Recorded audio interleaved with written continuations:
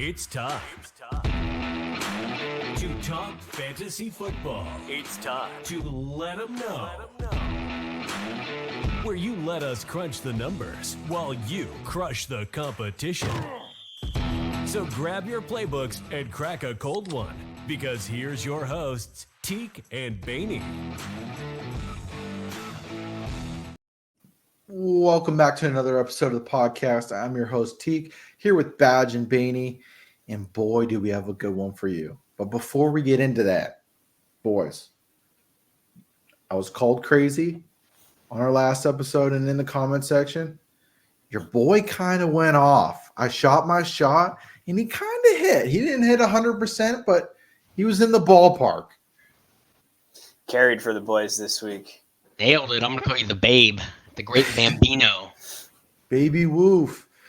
But go over a couple things here. We do have another video entry before we get into the starts.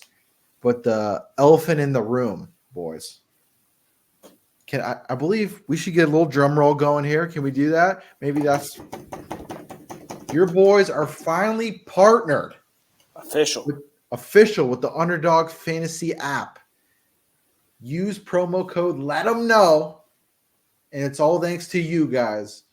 We thank you guys for watching. We thank you guys for subbing, liking, commenting, sharing. It goes a long way. Hopefully we can keep it rolling, get bigger and better episodes out for you guys, and keep the good times rolling. But we can't thank you enough. We wouldn't have it without you guys. So we do appreciate that. Yeah, thank you for everything, guys. This has been an awesome journey so far. This is our first year, so hopefully more of these to come and more things we can give back. And yeah, use the promo code. Hop on the rocket. Oh, we're going to the moon. But moving on here, we do have a video entry here from Will and Lucifer. So let's get down their way and see what they got for us. Hey, let them know, bros. Got a question for you all. It's kind of a variation on the sit-start, but I'm looking for a long-term, more solution for this because I got three wide receivers. I can only ever play two every week, and these are all boom and bust guys.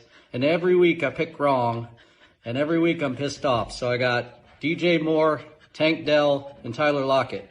And I want to take one of these guys to the woodshed for the rest of the season and just be done with him. Obviously, matchup dependent, but still, I'm tired of it. If you guys, thought experiment, could only ever start two of these guys for the rest of the season, you got to throw one guy out, who would you do? Thanks. All right. You heard him. Which guy are you getting rid of? Baney, let's start with you. So at the beginning of the year, you'd have thought Tank Dell would have been the guy left off this list. Now it's definitely DJ Moore, I think. And that's because you're taking a gamble on the quarterback play. And as far as I'm concerned, he's the most uncertain with whom's throwing him the ball. And unfortunately, you're going to get comfortable, and then Justin Fields is going to come back, and then you're going to have this conversation all over again. However, I'm riding with the other two. You got to leave DJ Moore at home. Yeah. Hey, Will, thanks for the question. Love the question. Love Lucifer the pup. Very cute. Great dog. So similar with Baney, I mean, you got three talented receivers. But at the end of the day, it's who's throwing them the ball. So Tank Dell, I'm rolling with CJ. Tank had 31 and 18. He's absolutely balling. That whole offense is rolling. CJ is in the MVP talks. Lockett, he had 20-plus points his last 2 out of 3 games, so you got to roll with him. Mr. Toe Tap himself. However, DJ Moore, I'd probably take him to the woodshed if you have to choose.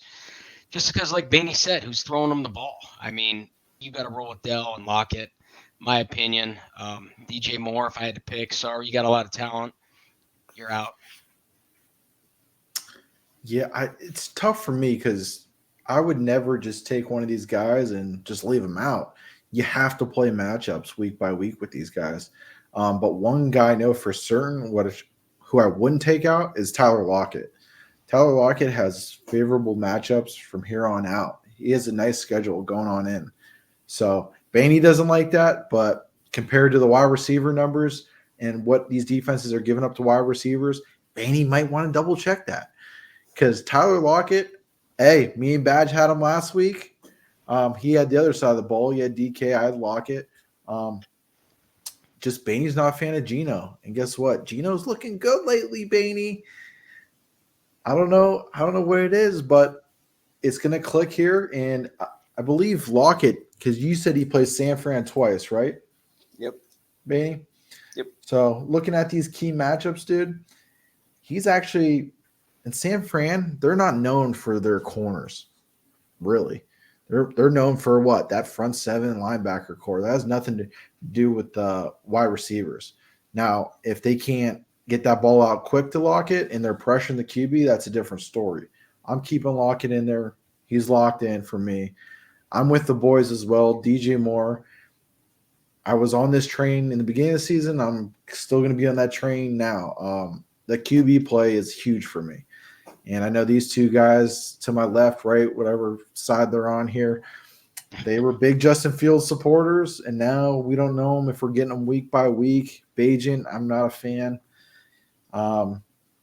Yeah, so if I had to get one away, it's going to be DJ Moore, unfortunately.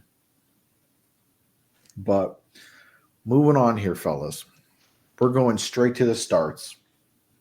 And sorry to put you on the spot there, Baney. But we're going to start with you.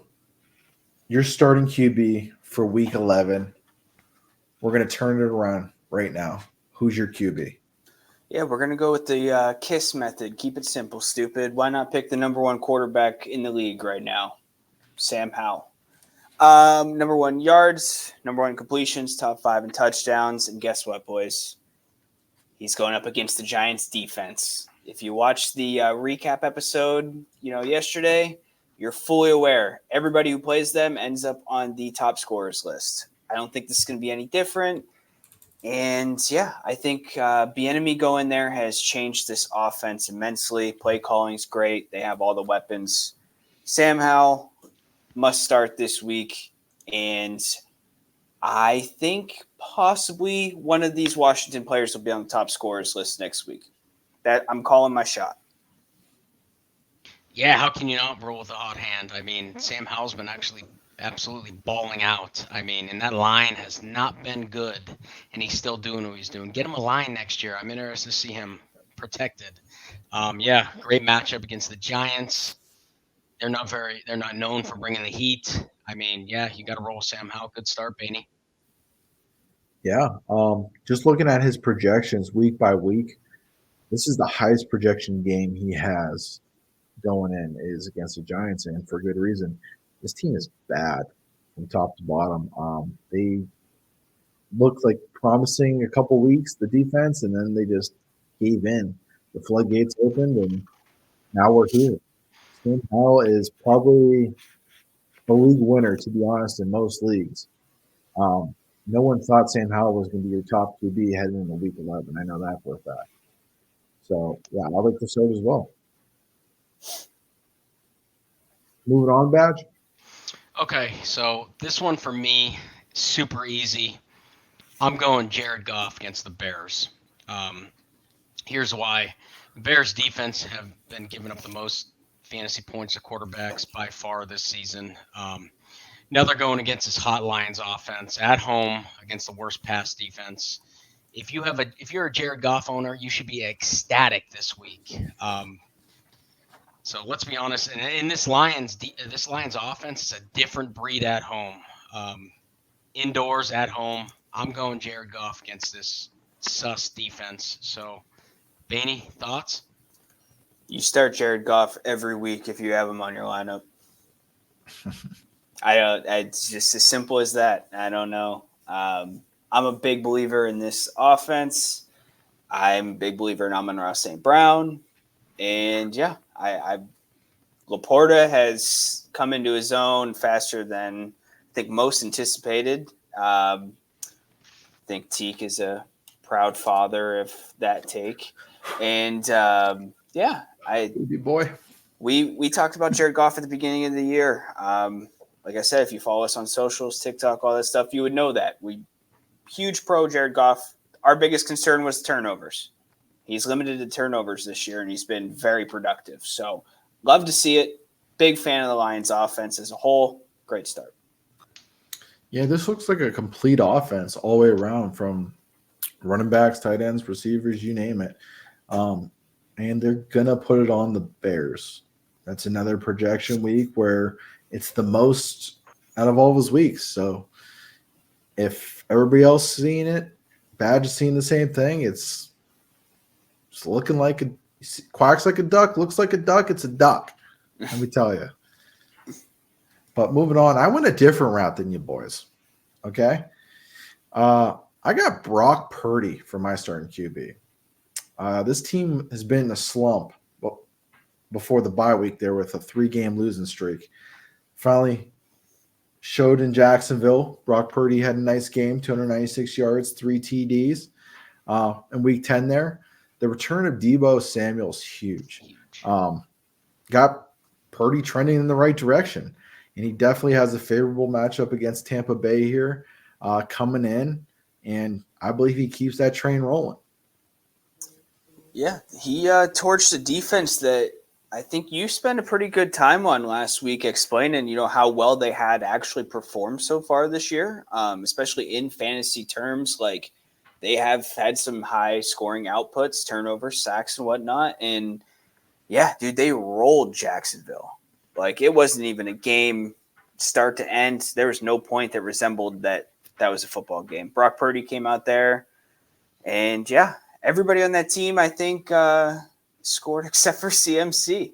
The streak is finally over. So it's crazy. But yeah, Brock Purdy, great start, 100%. If you wrote him off, I think it's time to maybe erase that, try to write him back. Maybe he'll respond. But Brock Purdy, great start. Yeah, with that team, I hope nobody wrote him off, because that'd be just crazy. I still don't think they have a weakness on that team. But 2 things Brock needed. 1, that bye week after that 3-game lose streak, and 2, Deebo back. He got them both. He balled out, getting almost 30 points. Great matchup against Tampa coming up. I think he continues to ball out. Great running game, we all know. He mentioned CMC. Yeah, Brock, can't go wrong with him from here on out. So, good start, Teak. All right, we're going to keep the train rolling here. We're going to go to the running back position, Bainey. Yeah, so this one is, if he doesn't have a good game this week, then just be done with it. Set him to the side, be done with it. However, the matchup, it's got to be a must start this week for Aaron Jones. It's been a disappointing 2023 year. I think we can all say it for Aaron Jones. The hamstring's been an issue. The offense has been an issue. Jordan Love has been an issue. But, man, there is so much opportunity this week to just explode against this Chargers defense. What did Montgomery and Gibbs combine for? Like 10 billion yards last week against this defense? 10 billion. I swear, dude. It is – there's so much potential, and I think that it starts by getting them little dump-offs, screen game, give them those opportunities, slot them out. Christian Watson's doing nothing for this offense. You got to have yards and targets to go somewhere. Why not to Aaron Jones? Hopefully he's healthy. He saw an uptick in workload last week finally, so maybe this is the week that we finally get that RB1 week at Aaron Jones. Yeah, 2 weeks ago I was questioning his health, and then he put up 18 fantasy points, looked good. Last week he got under 10. You got to get him going. You got to get Aaron Jones going. I mean, this guy is a violent runner. He can catch the ball. He makes plays. Get him rolling. Solid matchup against the Chargers coming up. So if he's going to go off, yeah, I believe it's going to be this week. Get him back on track. Take some pressure off of Love. The guy throws the ball a lot. You got to get that run game going. Feed him the ball. Jones fantasy owners could be happy this week. You got a solid matchup, so I think they're going to use him. So you have to if you're going to get back on track. So, yeah, solid start, solid matchup. And if you're not going to use him in the run game, at least pepper him with targets, man. I mean, yeah, he's getting some looks there, 5 to 6, but hey, you got to get the ball to your playmakers, and he's definitely their top playmaker there in Green Bay. So you got to give him the ball whichever way you can. And if there was a week to do it, this is the week that it needs to happen for Aaron Jones.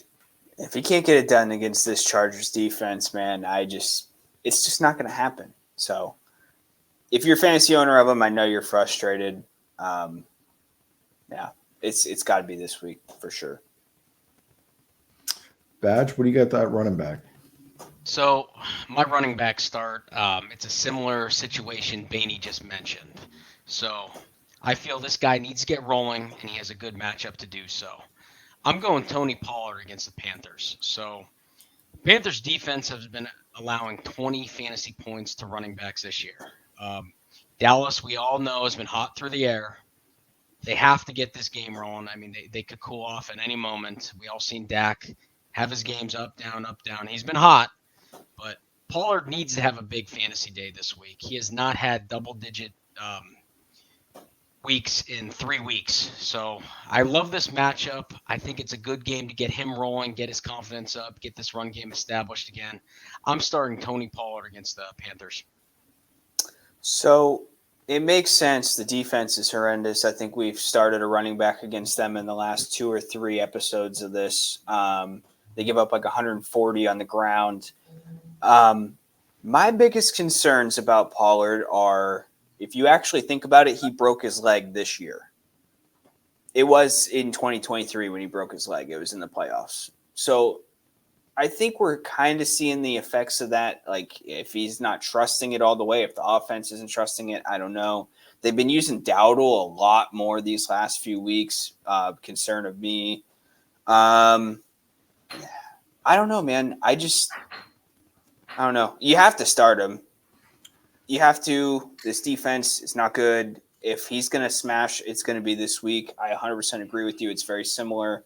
But yeah, I don't know. Maybe it's the Philly in me. Maybe it's, I don't know. I've been hearing it a lot of places. People are not happy with his performances this year, but it's a starts list for a reason. You got to take advantage of these matchups. I can't see a world where you sit Pollard against this Panthers defense.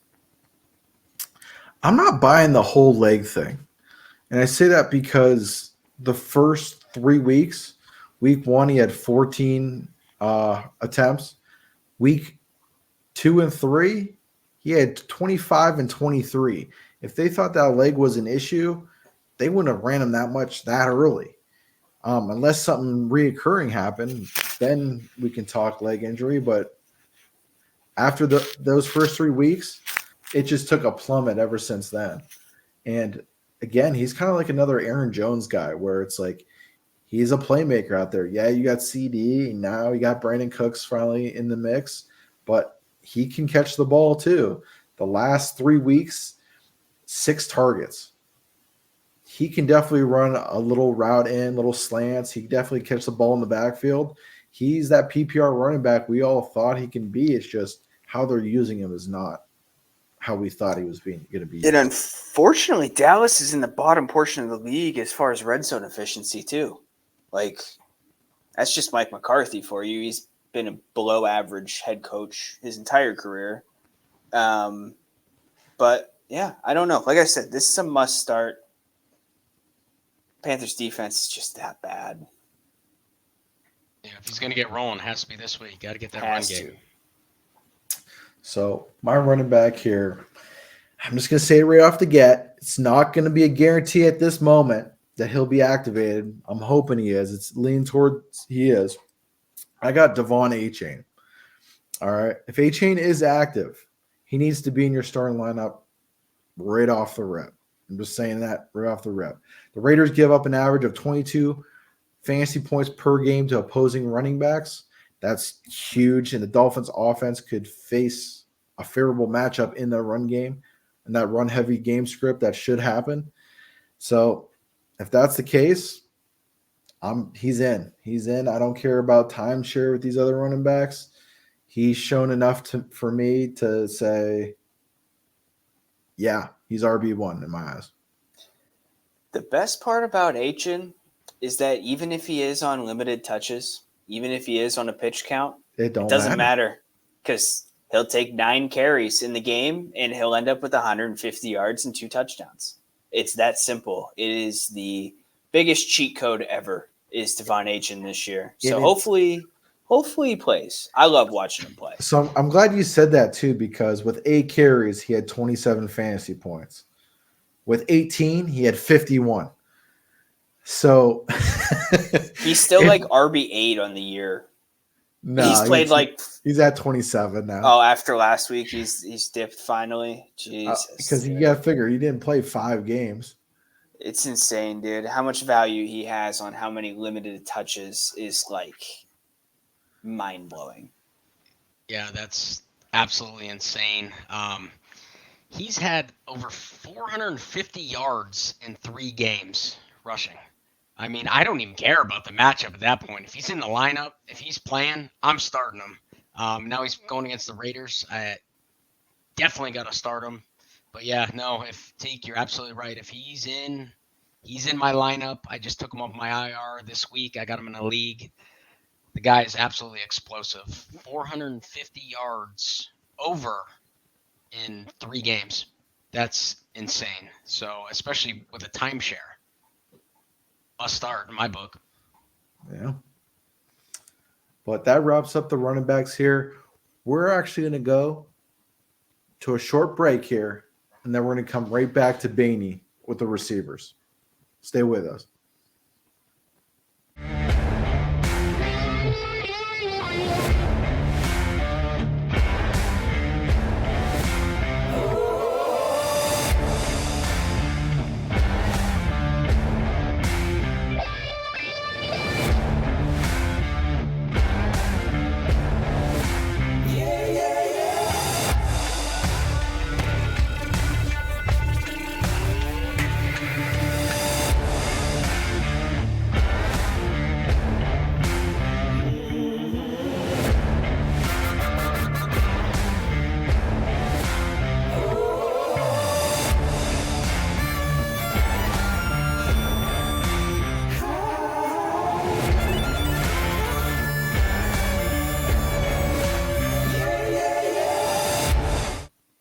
All right, Baney, to kick off the wide receivers.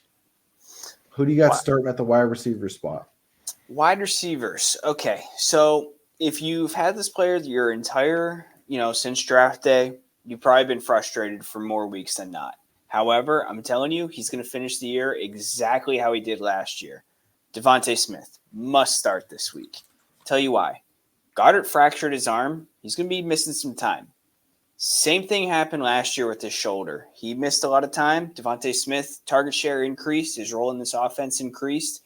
What did he do last year? He set the Eagles record for most receptions by a receiver in a single season. It's going to happen. It has to. This offense needs these guys. And they're going up against Kansas City this week.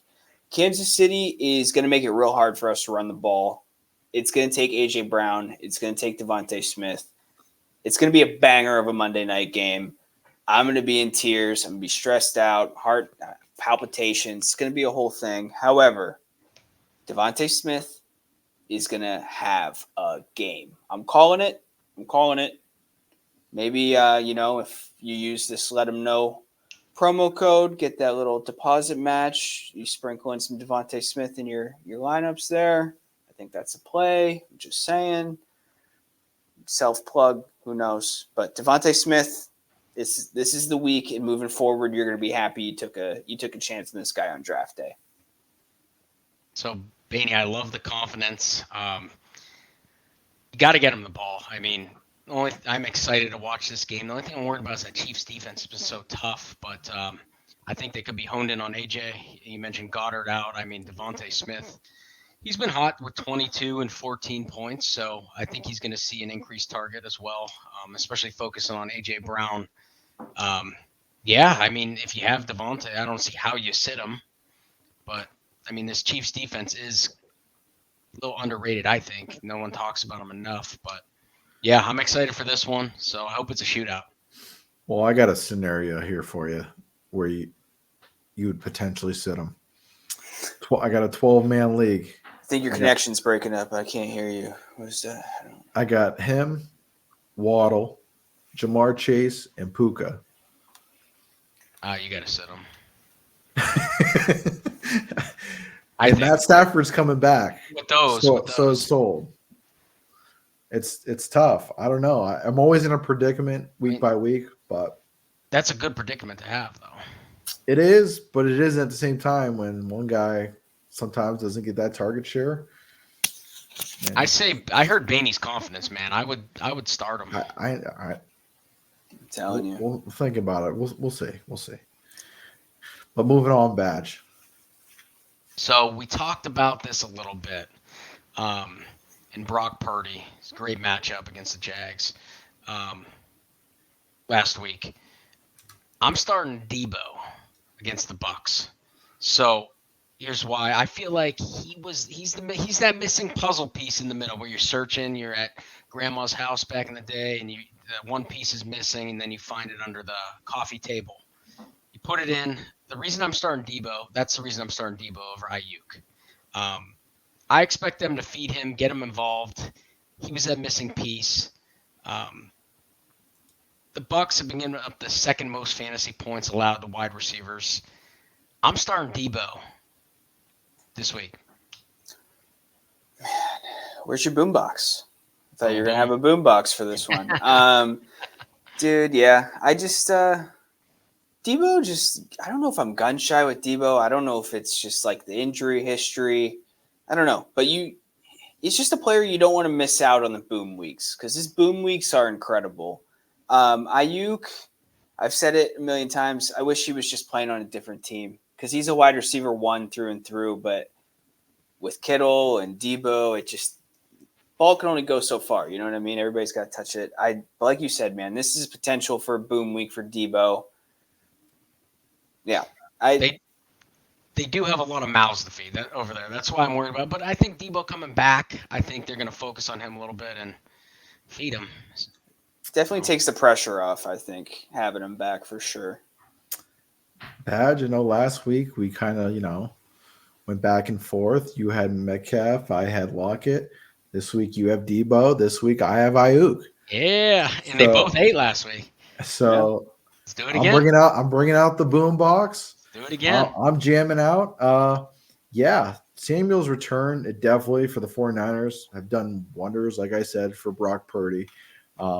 Ayuk before the bye got targeted 25 times in those 3 games. Okay. On Sunday, he only got targeted 3 times. That's a big discrepancy right there. So with Debo coming back, I think he's definitely going to be more involved in the play calling, Ayuk. And I think he's going to have a boom week because of it, because these Buccaneers have been friendly to opposing wide receivers, allowing on average 3.5 fantasy points to the position per attempt. I don't know if I read that correctly, per attempt. So that's huge. Seems like they're pass happy there in Tampa. I want to play a game. Which team would be instantly better if they had Ayuk as their starting receiver? Pittsburgh or Atlanta? Not neither. Because they wouldn't use him? Because they wouldn't use him. I mean, you got Pickens, give him the ball. Yeah, you would have to put him on a different team completely. I just think he instantly makes any team in the league better. I think he's just a player that makes every offense better. He's just that type of player. It's just I don't know.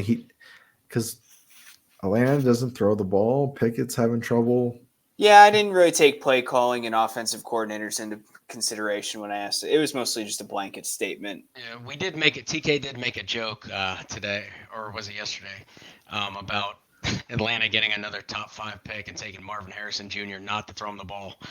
Just as a run blocker. Yeah. Did you see the mock draft that just came out? It's a wide receiver, if you guys were wondering. Unbelievable. Oh my goodness. But yeah, I got Ayuk. You got Samuel. We'll see. Ball out again. Yeah, we'll see. Let's see. It's either we both ball out or one of them does. But hopefully it's both. But moving on here, that was a quick wide receiver section there. I like it. But moving on here to the tight ends to wrap it all up. So I got to make amends. I told you guys to sit Trey McBride And the week that I told you to sit him, he was worthy of a sit. It was when they went up against the Browns. It was a doozy. However, we're starting Trey McBride this week, possibly the rest of the year, because instantly with Kyler back, you saw the connection, the chemistry. Kyler has a history of peppering tight ends. When they traded for Ertz was immediately fantasy relevant.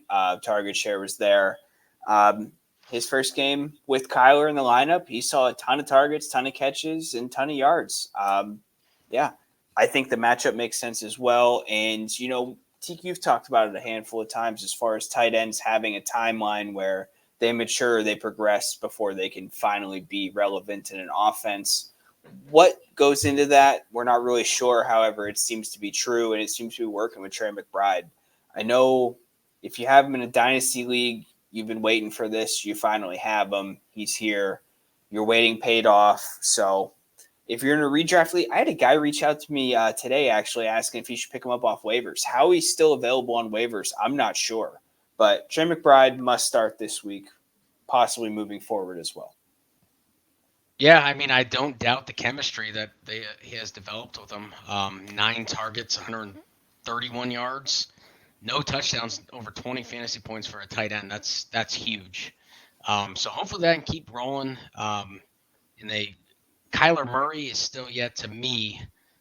I mean, he looked good. He didn't look like he was injured or anything, running around like he did. But the only thing that worries me is this Texans pass defense. Aside from last week, they've been sneaky good. But I mean, Murray, there's not a lot of what's the word I'm looking for? Not a lot established this year with Murray. Him just coming back. He looked healthy, looked good, running the ball. But yeah, the only question mark I have is this Houston pass defense has been sneaky good. But yeah, that chemistry, we might be seeing that bloom. So I don't hate it. I like the start as well because it's also my start, Trey McBride. I've seen enough watching the Atlanta game, and with his 21 fantasy points in the PPR formats there, marks the second time he has hit that 20-point threshold in 2 out of the last 3 games. That second game was against Baltimore. So that's an impressive defense as well.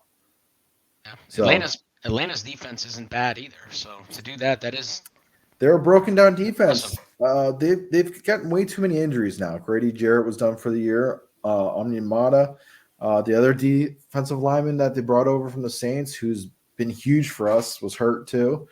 So, and you know how Atlanta is with edge rushers, can't get to a QB. So, but if this is any indicator moving forward with Murray, McBride is entering the top, 10, maybe 5 tight end conversation from here on out?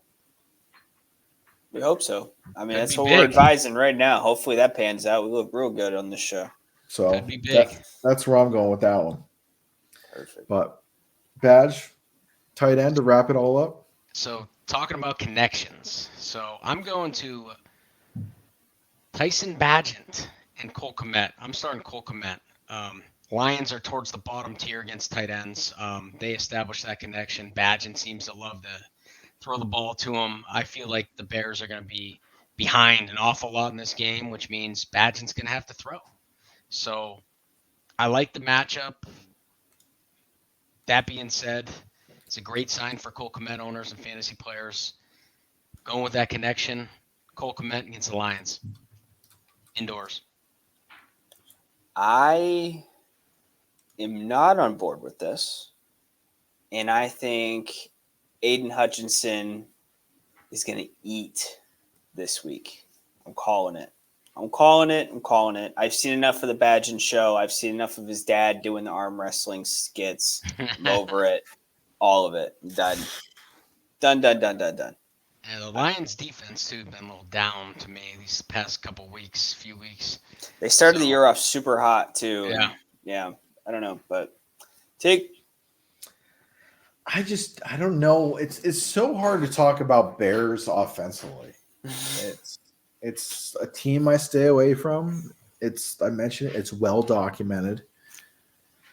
So I don't know. I had Kmet in a couple weeks where he was a starter for me. I don't know. He is the tight end 5 right now, believe it or not. He's had a couple multi-touchdown games that's really saving him, I think. But Yeah, which one was against Denver and the other against the Saints. So it's tough, man. It's a coin flip for me, really. So take it how it is. Yeah, it really depends on which Lions defense shows up, I guess. But wrapping it all up here. Again, guys, please, I know you see at the bottom of the screen, please hit that subscribe button on YouTube. Follow us on all socials. It is completely free. Do we charge? No. Should we? No. But should we? No. But thanks again for watching. Hopefully, hey, can we go perfect one time across the board before the season ends, all of us? I think we could. I Could think this we be the week?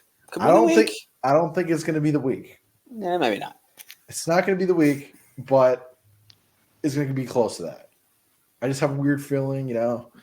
Over under picks. There's 12 of us. Over under. How many going to hit? No, so this is how I do it. Okay, I'll put a little. You know what? I'm going to do a little point system here from here on out.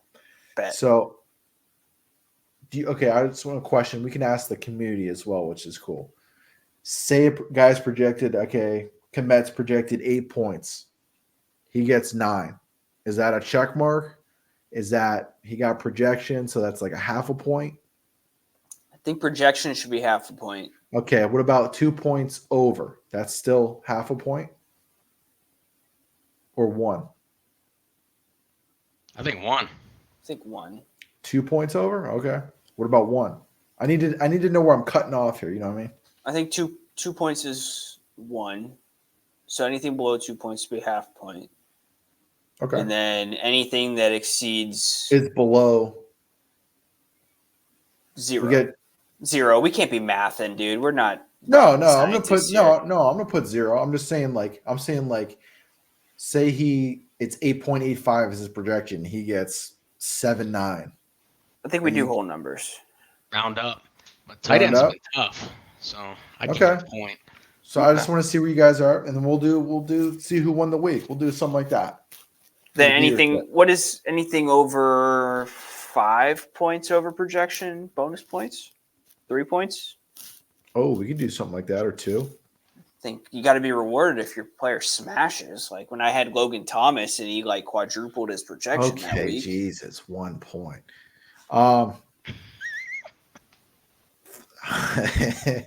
You want to get 3? I'll give you 3 extra bonus points for 5 Need it. plus over. Need it.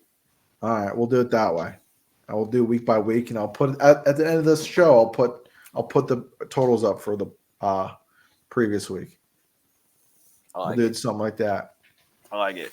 All right, but thanks you guys for watching. Please, again, hit that subscribe button. It's totally free. Thank you for listening to another episode We'll catch you on the of next Let 'Em one. Know Fantasy Football Podcast. And hey, Join our community. Hey, and we can follow say us it on now. all socials. Or Hey. keep up with the episodes on YouTube, Hashtag let 'em Spotify, know. or Apple Hashtag let him Podcasts. know. Let them know. use it.